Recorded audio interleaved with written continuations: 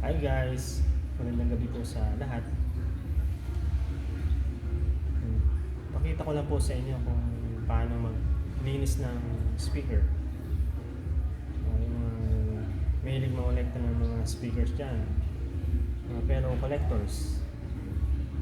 Ito po, simpleng paraan lang po para maglinis ng ating speakers.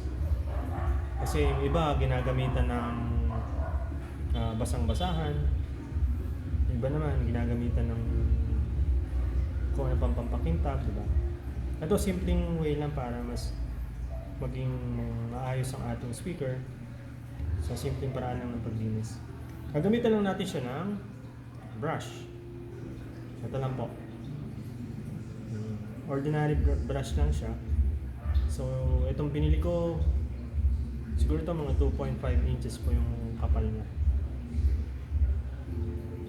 Pwede naman po kasing mas maliit po dito, 1 inch. Sana mas malambot po yung bristle. Ito po yung pinaka-brush niya. Kasi mas malambot, mas safe po yung ating speaker. Lalo na po yung ito pong pinaka-cone woofer natin. So, yun lang, no? Ibabrush lang natin siya ng dahan-dahan para hindi ma-scratch yung ating woofer. So, ito lang, yung paligid lang. Ganun lang po natin. Usually kasi, yung paligid ng ating woofer, nalalagyan po siya ng mga alikabok. Yung iba naman na insekto na mga maliliit. So, doon sila namamahay sa ilalim ng ating woofer. Okay? So, talagang kailangan natin siya linisin once in a while. Kung medyo masipag po tayo, once a week. Or kung kaya natin daily, no? Para yung alikabok laging matanggal. Okay? So, ganun lang po. Clockwise po, saka counterclockwise.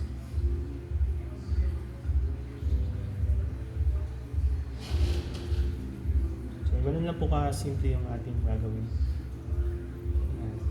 Kasi alam nyo, pagka ginamitan po natin ng basang-basahan o any liquid na iaano natin sa woofer, minsan makaka-damage po yun. Lalo na yung mga paper cone type na woofer. So nakakasira po ng cone. Kasi iba kasi, ayun nga, gawa sa papel, di ba? So may possibility na masira. Masugatan natin yung ating woofer. Okay? So ganun lang po. Kasimple, no? Sa likod ng speaker natin, yung terminal po. Ganun din ang ating gagawin. So sa mga sides, ano po kung mapasipon nyo, lumilinis na po yung katawan nyo. Tapos sa likod po, sa mga ilalim ng kanyang terminals po, speaker terminal. Ayan po, yan o, kung mapansin po natin, umayos na po yung, luminis na po siya.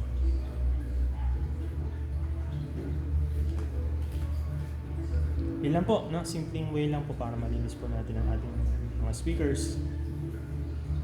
Siyempre, kailangan natin alagaan ng ating collection, lalo na po yung sa audio kung mga may hilig sa mga speakers, mga nakongolekta. Yun lang po ang aking simpleng tip lang with the use of this brush sa paglinis po ng ating mga speakers. Pwede nyo rin pong gamitin yan sa mga ano nyo, mga amplifier or sa iba pang kagamitan nyo sa bahay. Like sa PC, yung keyboard nyo po, pwede rin ito rin yung gamitin nyo. Simpleng technique lang pero effective. Malilinis po natin, matatanggal yung mga dust and even yung mga maliliit na insekto. Yun lang po, ano? Thank you po sa panonood. Paki-like na lang po and subscribe po sa akin channel. Thank you very much po. Magandang gabi po ulit. Bye-bye.